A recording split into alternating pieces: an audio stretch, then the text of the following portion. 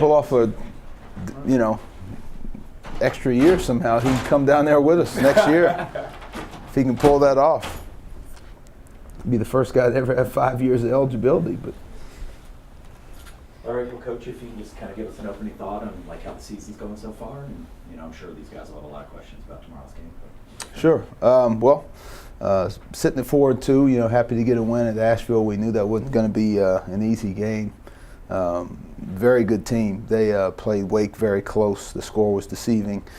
Played South Carolina a lot closer than the score showed. That was a deceiving game also, but scrappy was kind of the word we told our guys. We knew they weren't going to go away. So to somehow dig it out, and Perry found a way to break free there. They kind of backed up and played him for his drive, and he knocked the shot in. So, and obviously getting ready for Davidson tomorrow. It's always a big rivalry. I think the fans are excited. The guys are excited to play. So we'll go over and see what happens. You played Miami real well back-to-back, and then being able to bury a game-winning 3 like that, it's got to be a good boost winning the game. Well, the hardest thing in not just sports, college basketball sometimes is when you have severe cases of emotion. Like emotion, it was an incredible atmosphere against Miami. The crowd was phenomenal.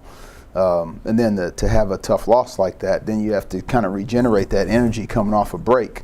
That can be a challenge sometimes. So I was real happy with the way we competed on Sunday. I mean, defensively, we had Asheville in the 50s, and they had been averaging, close to 70-some points a game. So to feel like defensively we did a pretty good job, we just had a tough time scoring the ball, but we made enough extra effort plays to win it. Perrier has struggled a little bit with his shot early. Mm-hmm. Do you think that sort of game winner can sort of be the springboard to get him back on track offensively? Yeah, I hope so. And I've been trying to really encourage him because you can hear negativity all around you if you listen close enough. And so that's the last thing he needs from his coach. What he needs to hear from his coach is stay aggressive, keep playing. The example I use with him is A-Rod has hit 250 in the month of April, and then they look up in August and he's hitting 323.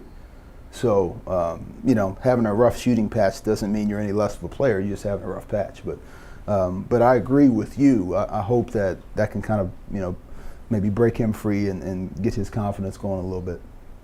What can this Davidson game really do for you guys? Just the excitement of being in, it's not the same city, but, it's basically Charlotte area. What is that excitement like playing those guys every year? What can that do to win that game? Well, a lot of kids know each other. First of all, they got guys from the area that know our guys. Our guys know a lot of their guys. They probably see each other in the mall, play pickup ball against each other in the summers, play the AAU ball against each other in this area. So there's still a familiarity with players sometimes, even though there's a distance a little bit between schools. But I think it's just great. It's great for the fans. It's I think the atmosphere there 2 years ago when we were fortunate enough to come out with a win, it's one of the best college basketball environments I've ever been a part of personally. So, we're going to be road tested. This is just another, battle for us as we are on the road a lot in our non-conference area. So I think the big thing is just, raising our level of play. It happens to be on the road, but I want to make sure that we just kind of raise our level of play and try to take another step forward as a team. What are you seeing from those guys that's going to challenge your squad? I know they're pretty young, a different look than they had a year ago, but they have a lot of guys that can shoot the three from the outside. Talk about that challenge. Yeah, they're unique. I mean, they'll probably be, looking at a whole Conference USA schedule and in addition to what we have left non-conference, probably the most lethal three-point shooting team we'll face all season. They make 11 a game. They shoot 40% as a team.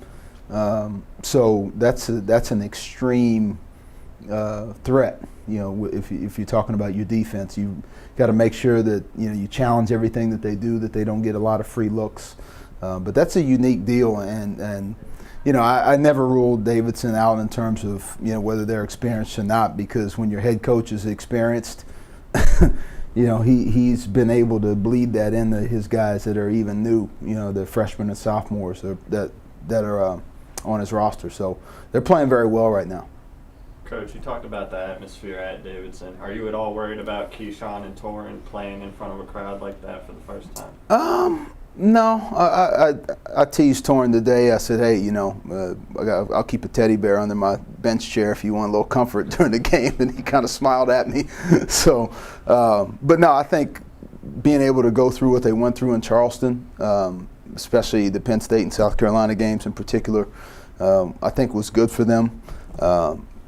This is still their 6th college basketball game that they played, or 7th rather.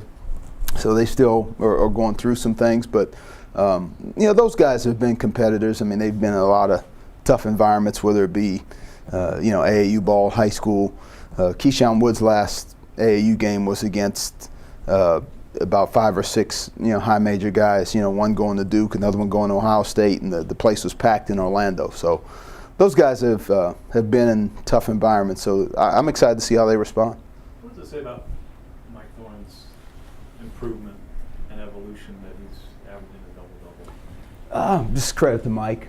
I've used this phrase before with Mike about you can lead a horse to water, and that's all we've done is we just led a big 6'10" horse to water, and he stooped down and he's done the sipping, and so whether it's been putting games on his iPad, film study, things like that, conditioning in the summer, taking care of his body, weight room work, just extra time in the gym. I mean, he's done every single thing we've asked him to do from the moment it became, hey, we need you to redshirt, no problem, coach, I'll do it, to now. And so I don't want to take a ton of credit as a coach in that regard, because there's been kids that have gone his path before and maybe not reaped the benefits because they haven't stayed true to the instructions. So a lot of credit to Mike for what he's accomplished up to this point. Coach, you've had a lot of, over the last couple of years, the early season success and the early tournaments have always been good. What are you doing now to make sure they sustain what they've done earlier in the season? Just consume ourselves with just playing better. Whether it's playing at home, playing on the road, playing in Charleston, is if you win, let's win and continue to learn. Don't be satisfied with the win.